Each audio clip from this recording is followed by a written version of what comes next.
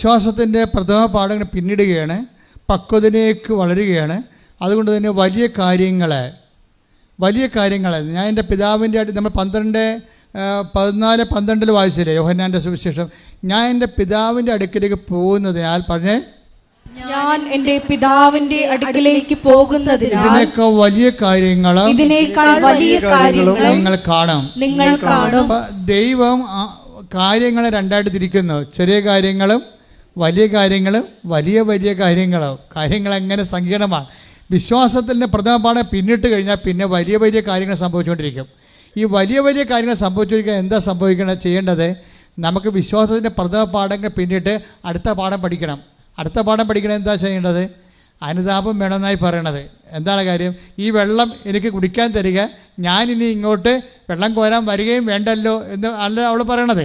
അപ്പോഴേ പറയും, ഞാൻ വെള്ളം കുടിക്കാൻ തരാം, പക്ഷേ നീ പോയി ഭർത്താവിനെ വിളിച്ചുകൊണ്ട് വരണം. അപ്പോൾ അവളെന്താ പറയും? എനിക്ക് ഭർത്താവില്ല. അപ്പോൾ ഈശോ എന്ത് പറയും? നിനക്ക് ഭർത്താവില്ലെന്ന് പറഞ്ഞത് ശരിയാണ്. നിനക്ക് 5 ഭർത്താക്കന്മാർ ഉണ്ടായിരുന്നു, ഇപ്പോഴുള്ള ആൾ നിൻ്റെ ഭർത്താവല്ല. അപ്പോഴുടനെ അവൾ പറയും, അങ്ങൊരു പ്രവാചകനാണെന്ന് ഞാൻ മനസ്സിലാക്കുന്നു. അപ്പം അടുത്ത മനസ്സിലാക്കൽ വന്നു.